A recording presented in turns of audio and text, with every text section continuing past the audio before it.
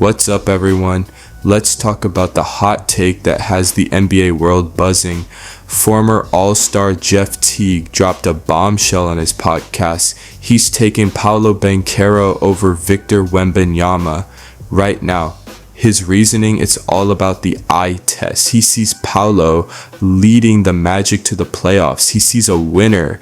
And for Wemby, he just sees a freak who has really did nothing. And you know what? On the surface, you can understand his point. But here's the thing about the eye test. Sometimes our eyes lie to us, or at least they don't show us the whole picture. Teague says Wemby really did nothing.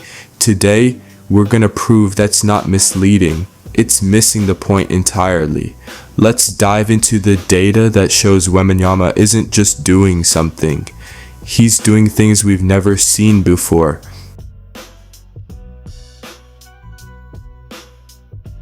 To understand Jeff Teague's point of view, we don't even need to rely on the sound bites. We can look directly at the data he's seen with his own eyes. This is a chart showing the team plus-minus trend for both the Orlando Magic and the San Antonio Spurs. Think of it as a simple measure of success. Is your team outscoring your opponents, or are they outscoring you? The zero line is the break-even point. Above it is winning territory, below it is losing territory. First, look at the Orlando Magic's plus-minus trend.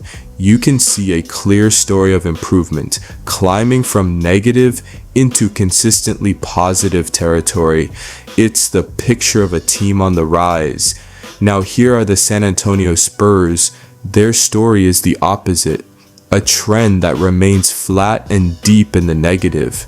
And when you put them side by side, the visual contrast is stark, but it gets even clearer when we add the final layer of context.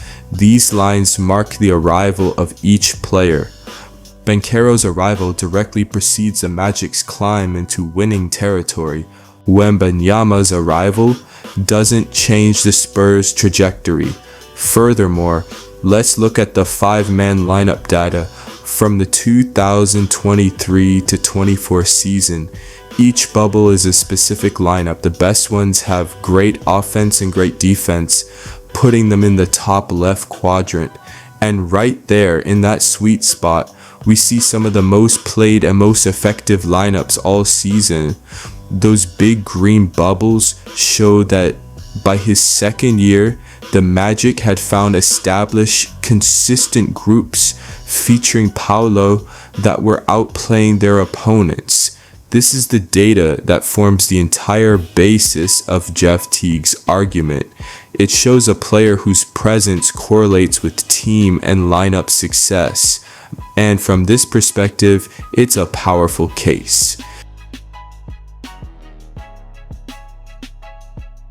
So the case seems closed, right? The data we've seen paints a clear picture. The only problem is that it assumes both players are running the same race, and that is a critical mistake.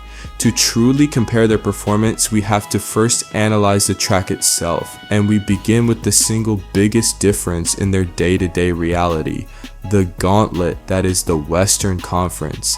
So how do you actually measure the toughness of a conference? You need to know who you're beating. So we're busting out the analytics to quantify the competition. First up, a model called Bradley-Terry. Don't worry about the name. All you need to know is it looks at every single game and calculates a power score for each team. Think of it like a super sophisticated King of the Hill system for the entire league. And we're just looking at the spread of those power scores. Check out the box for the East. It's taller, more stretched out. That means there's huge gap between the top dogs and the bottom feeders. But the West, that box is shorter, more squished together. That's density. That's a traffic jam of tough teams. In the West, there are no easy nights. But one model isn't enough proof, so we checked our work with the system you've probably heard of from chess or video games, Elo ratings. Again, simple concept, beat a great team, you gain a ton of points. Lose to a bad team, you lose a ton. And the results, it's the same story, different font. The box plot shows the average Western team is just flat out stronger, but the histogram on the right is the real killer. See that giant orange bar? That's a massive cluster of Western teams all packed together in every good to elite zone. The East is way more spread out, so let's be clear. This isn't about saying one conference has more talent. It's about the grind. Wembanyama's schedule was a relentless fight against a pack of wolves. Paolo's, while still tough, had more nights off. So when you use the eye test on their records, you're not just judging them, you're judging two very, very different races.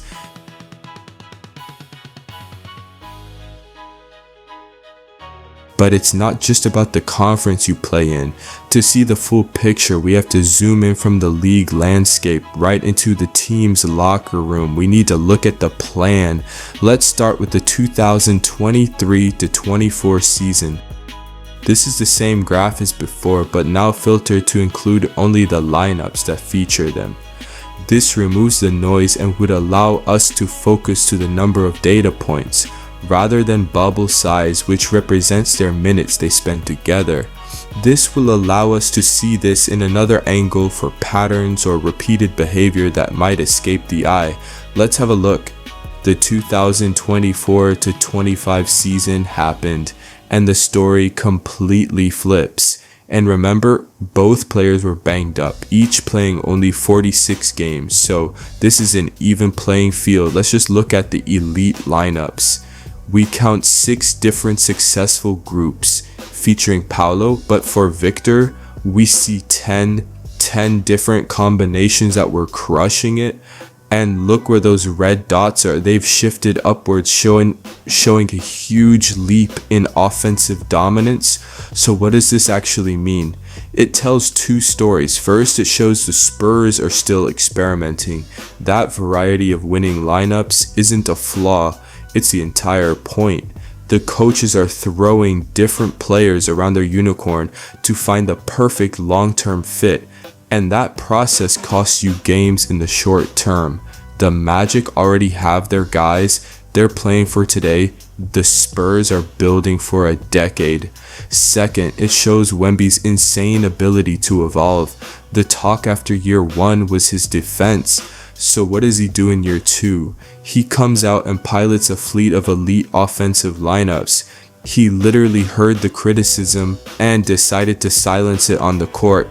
This isn't just a player, it's a one-man development lab, intentionally working on his game at the expense of easy wins, and that's a level of context the eye test can never see.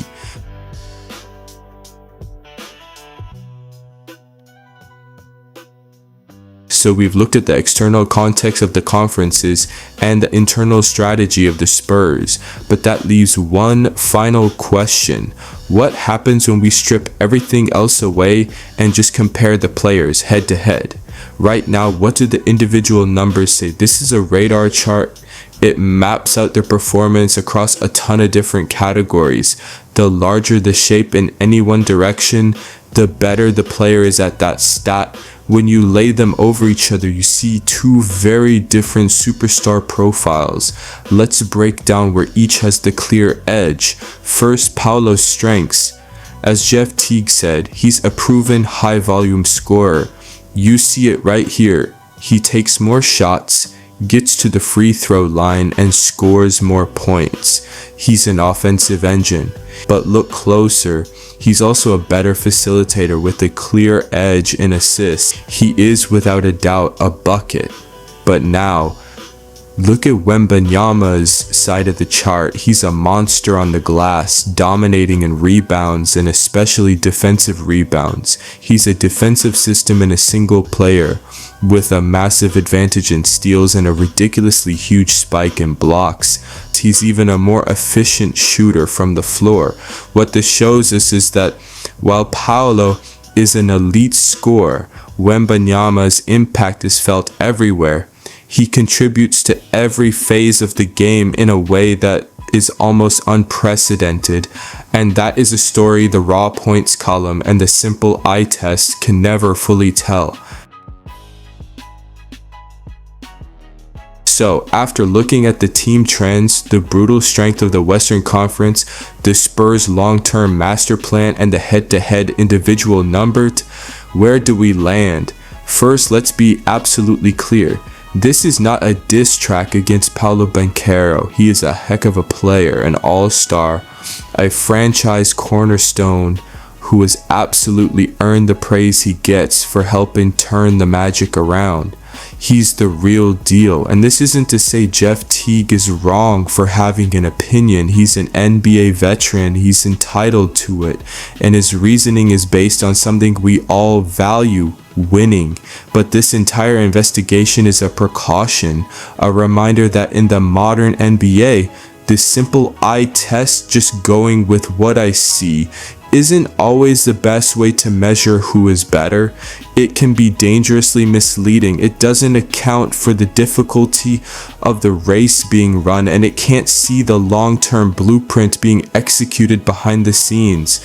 And that's why the statement that Victor Wembanyama has done nothing is such a risky choice of words, because it's not that he has done nothing, it's that he has done something we have almost never seen before. He's a player who is already an elite, historic company, impacting the game in every conceivable way. And that's a story that goes far beyond what the eye can see. But what do you think? After seeing all the data, has your perspective on the debate changed? Let us know your take in the comments below. Don't forget to like and subscribe for more deep dives like this one. Thanks for watching.